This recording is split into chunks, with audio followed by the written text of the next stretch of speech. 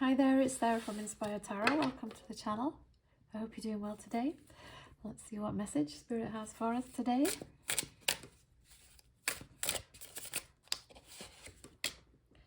First card out is the Six of Cups. So the Six of Cups is a card about the past, about our memories. So it could be that we're focusing on happy times in the past. This can be pleasant or unpleasant, depending on the way we're thinking about it. Nostalgia can have a happy or a sad flavour to it.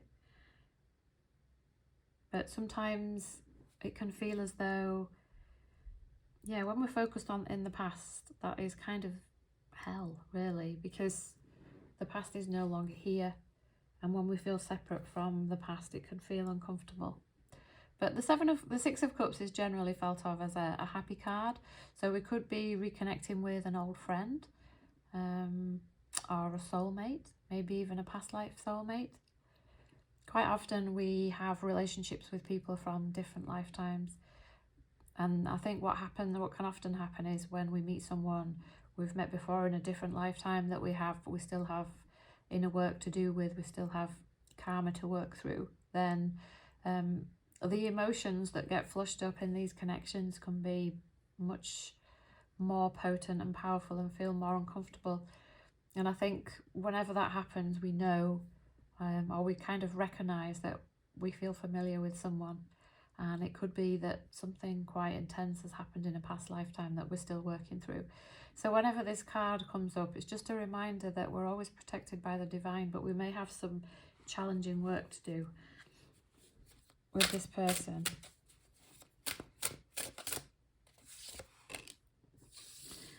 The King of Wands. So the King of Wands is a very inspiring character. Somebody who's very focused on their purpose. So the Wands cards are all about energy and spirituality as well. So the King of Wands is usually somebody who's quite dynamic. Somebody who is definitely very passionate and a powerful leader who will empower others and can see opportunities, and he's usually very visionary and entrepreneurial and very daring. So yeah, when we have these kind of qualities and traits, then we have a lot of power to reach back and help others.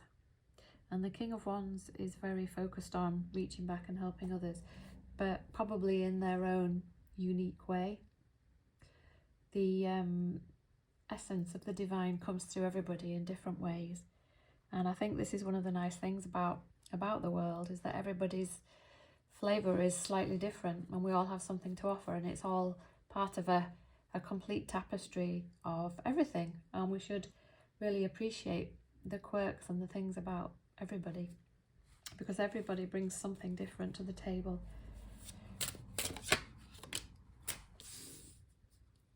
And the Ten of Cups. So the Ten of Cups is where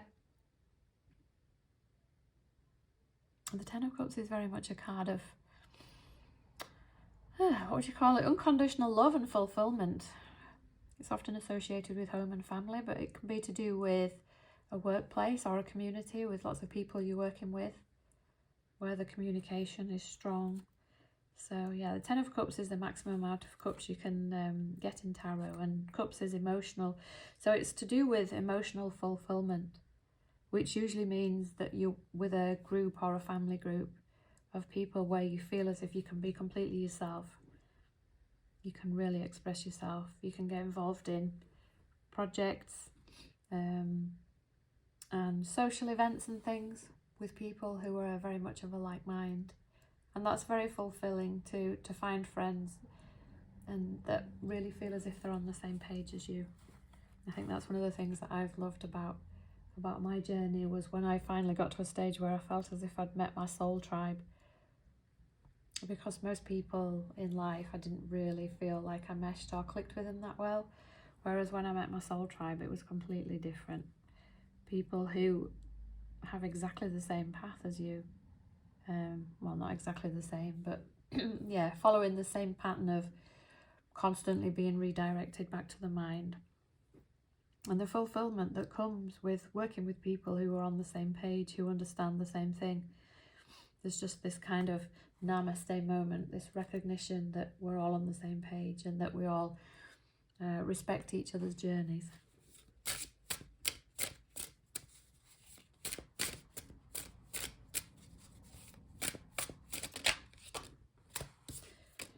The Ten of Wands. So the Ten of Wands is about when we feel really overburdened and overcommitted and over-responsible. So this card is kind of strongly to do with maybe people pleasing. It could be to do with just having too much to do in the physical world, but often that comes about due to people pleasing, not knowing when to say no, and kind of holding on to everything and feeling like no one will support you, which is not true. But when we have this belief that no one will support us, then no one can come forward to support us, because people have to act out our beliefs. So if we believe no one will support us, then no one can come forward. But the truth is that there's always going to be lots of people that are willing to support us and will want to support us. So we need to really get used to valuing ourselves enough to delegate. And if we do feel resentful and trapped, then this is a perfect opportunity for us to look at these things within us.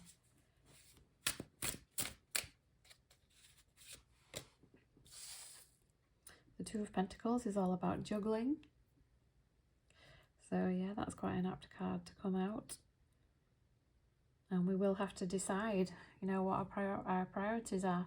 Our priority always should be to connect with the Spirit. And the Spirit will help us see what's important. And quite often, I found this in the past, where I can feel completely overwhelmed and swamped with things to do. And I'll really feel like I'm too busy. And then the next day, I'll get up in the morning and I'll think, you know, I've got lots of time, let's really create a priority list. And then the next day I see it completely differently. I don't seem that busy, and it makes me realize that the busyness was really just a state of mind, not necessarily about the physical form, because we can see that some things are more important than others, and think some things are more of a priority, but really the truth is it's just our mind that's the priority at all times. But the form is used by the Spirit to redirect us back to the mind and our priority over and over.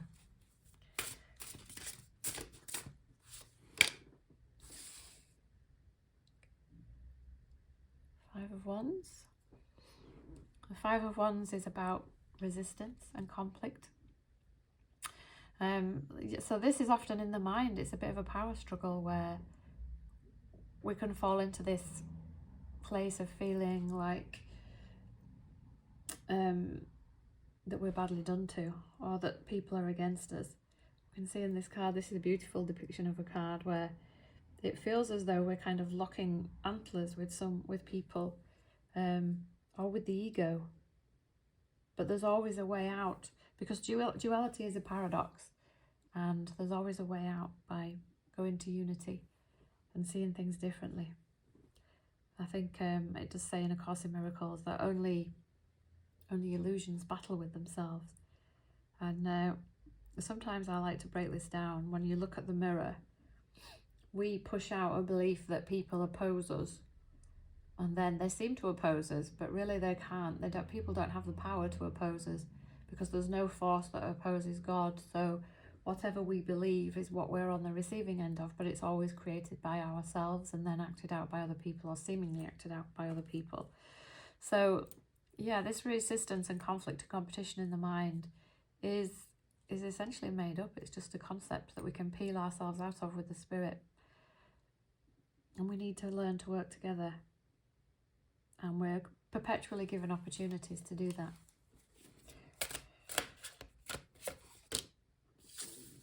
Six of Pentacles.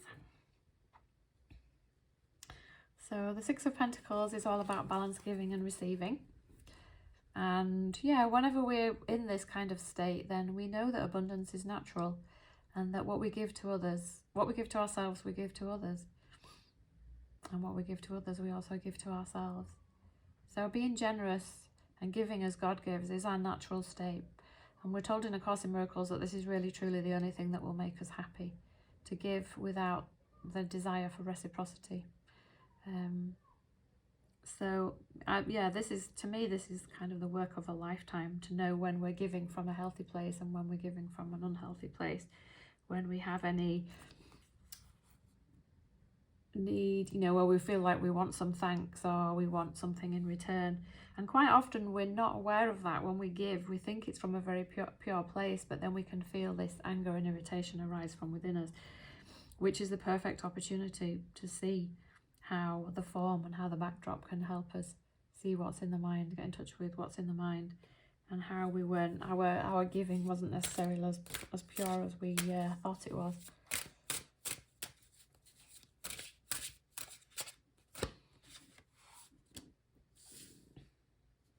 The Four of Swords is a card about resting and replenishing, and this is something that the mind can do or the body can do. Every time we go through some sort of learning in the mind where we have to face something about ourselves that would prefer to see as somebody else's mistake or somebody else's issue. So a Four of Swords state is very much where we kind of feel overwhelmed and we just go there to recharge and regain our perspective. We may just meditate and yeah, just reflect and drop our weapons.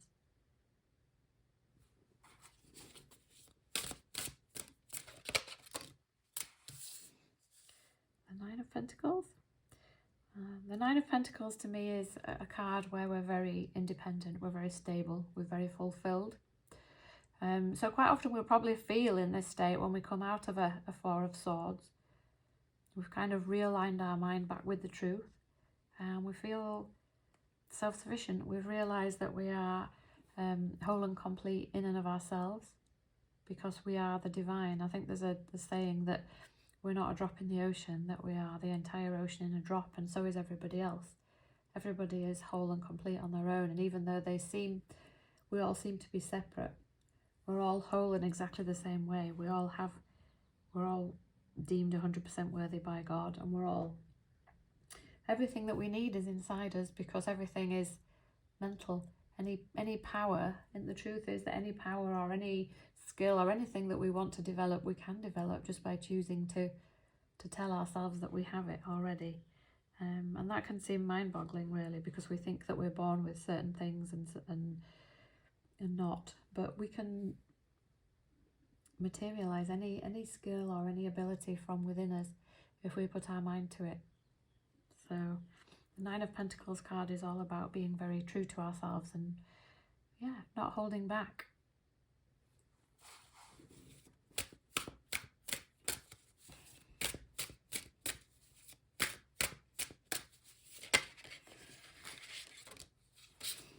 The Ace of Wands. So the Ace of Wands is about a new opportunity.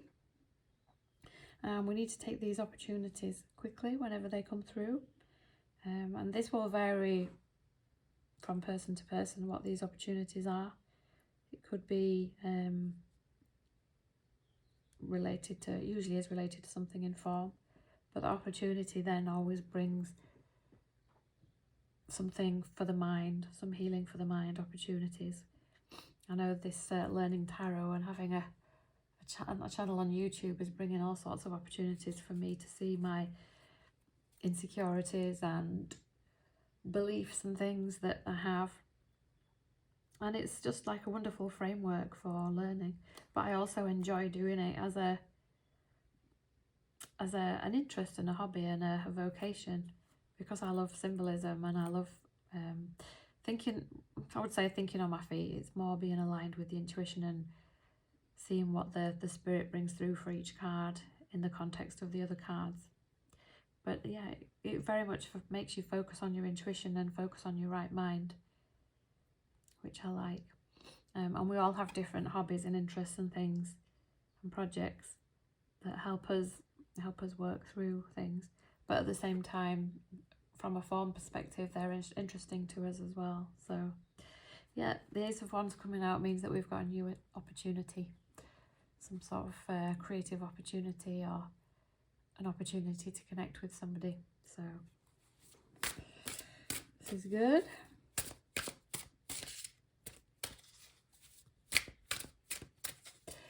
see what else comes out, please, Spirit.